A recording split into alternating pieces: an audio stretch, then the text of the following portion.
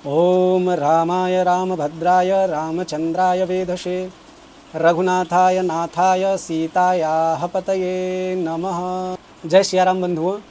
आज के इस वर्तमान युग में कौन नहीं अयोध्या आना चाहता है, कौन नहीं अयोध्या का दर्शन करना चाहता है। लेकिन विडम्बना यह है कि आते तो हैं, लेकिन ऐसी अयोध्यापुरी जो 7 पुरियों में सर्वश्रेष्ठ है।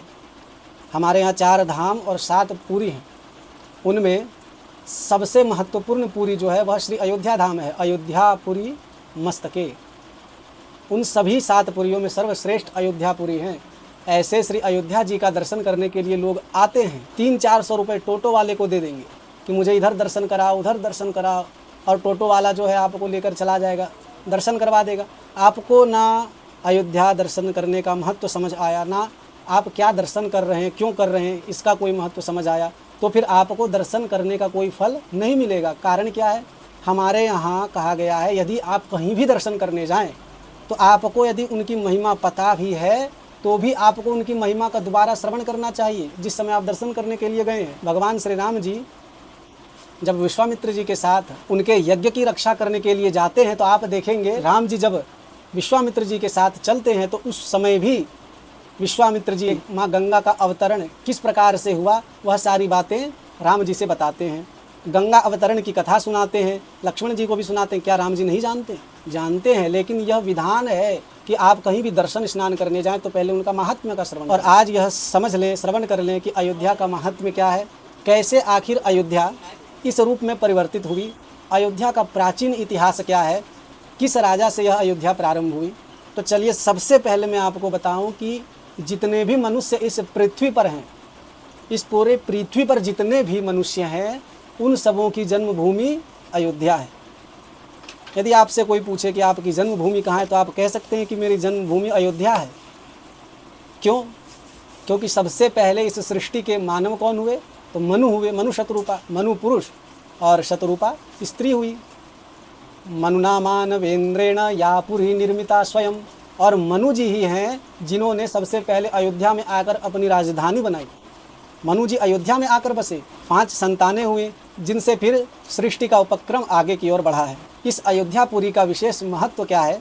तो महत्व है 60 वर्ष सहस्राणि भागीरथ्यावगाहना तत्फलम समवापनोति दृष्ट्वा दाशरथिं पुरीम।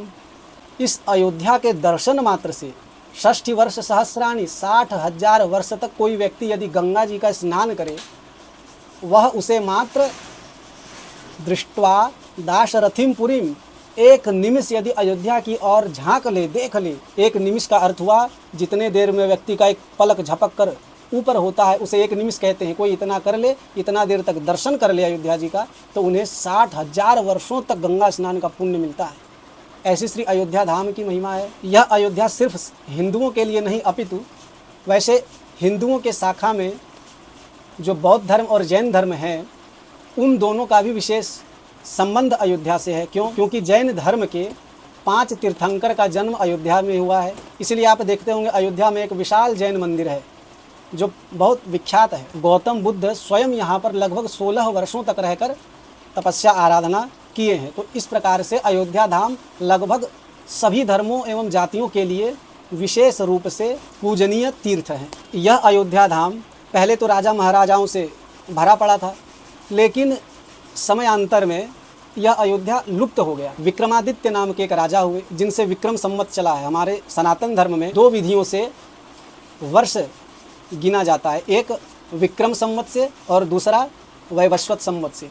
वैवस्वत अयोध्या के ही राजा हुए हैं, सूर्यवंशी राजा हुए हैं जिन्होंने माँ सरयू को अयोध्या में प्रवाहित करवाया है।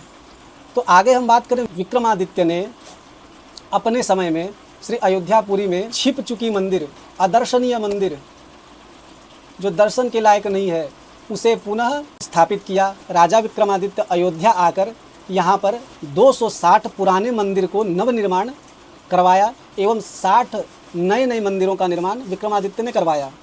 और यही नहीं, जो माँ कैकेयी के द्वारा मनोकल्पित कनक भवन है, उसे भी विक्रमादित्य ने अपने काल में बहुत ही अच्छे तरीके से स्वर्णमयी मंदिर का निर्माण करवाया। लेकिन 1528 में बाबर के सेनापति मीर बांकी ने श्री राम मंदिर का विध्वंस कर दिया। और इस प्रकार से अयोध्या धाम सुसज्जित उस समय हुई थी। लेकिन कालांतर में मुगलों का जब शासन काल आया, उस वक्त फिर अयोध्या में मुगलों के द्वारा अत्याचार बढ़ने लगा।